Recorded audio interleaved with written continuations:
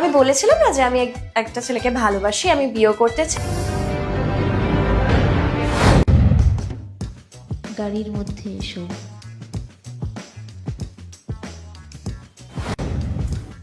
আরে তোমরা দুজনকে এইভাবে দেখছো কি? জানো মনে হচ্ছে লাভ এট ফার্স্ট সাইট হয়ে গেছে তোমাদের। না না, তেমন কিছু নয়। তো বলো, কি সার্ভিস দাও তুমি? আমার মতো মহিলাদের খুশি করতে পারো নাকি?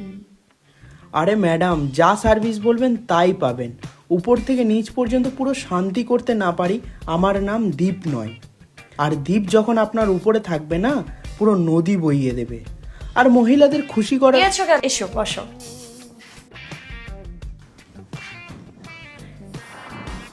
জানো মা, দীপ আমাকে খুব খুব খুব হ্যাপি রাখে, আর ও আমাকে বিয়ের পরে খুব হ্যাপি রাখবে।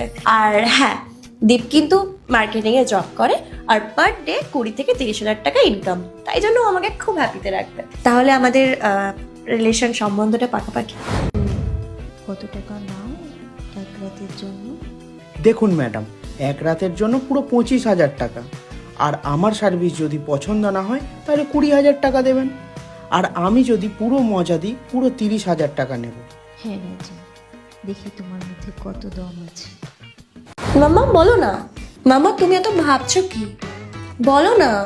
দীপ, হ্যাঁ দীপকে তো আমার ভালোই লেগেছে, তবে আমি বলছি কি, দীপ তো আমার জামাই হবে, হবু জামাই। তো আমি ওর সাথে একটু পার্সোনাল কথা বলতে চাই, তাহলে ওর সাথে ভালো করে আমার আলাপ পরিচয়টাও হয়ে যাবে। ওকে ঠিক আছে দীপ, তুমি তাহলে মাম্মার সাথে কথা বলে না, আমি একটু ওয়াশরুম থেকে আসছি। আর হ্যাঁ, মাম্মার সাথে কিন্তু ফ্লার্ট করবে না, ওকে? মাম্মা, বাবা মারা যাবার পর মাম্মা কিন্তু কোনো কারোর সাথে সম্পর্ক জানায়নি। দম দম তো প্রচুর আছে ম্যাডাম। আপনার সার্ভিসের কি দরকার? একটা কথা বলুন, আপনার বর কি আপনাকে খুশি করতে পারে না? শোনো, আমার হাজবেন্ড এক্সপায়ার্ড হয়েছেন গত 10 বছর, আর আমার একটি 25 বছরের মেয়েও আছে। আমি যদি দ্বিতীয় বিয়ে করতে চাই, আমার মেয়ে মানবে না, কিন্তু আমার শরীরের খিদে আছে, সেটা মেটাবার জন্যই আমি প্রত্যেক উইকেন্ডে বেরিয়ে পড়ি তোমাদের মতো ছেলেদের খোঁজে।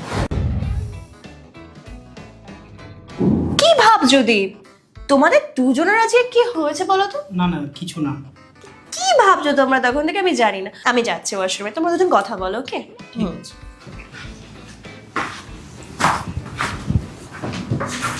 এই এসো, এসো তুমি।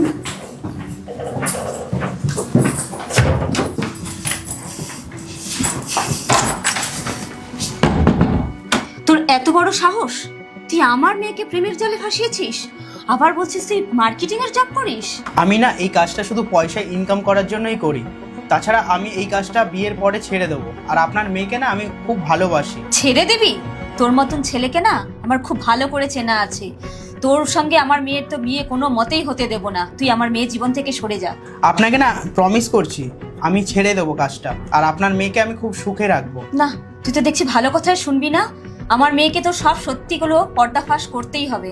যখন মেয়েকে আমি তোর সব সত্যিগুলো বলবো না, আমার মেয়ে নিজে থেকেই ঘাড় ধাক্কা দিয়ে তোকে বের করে দেবে। চল।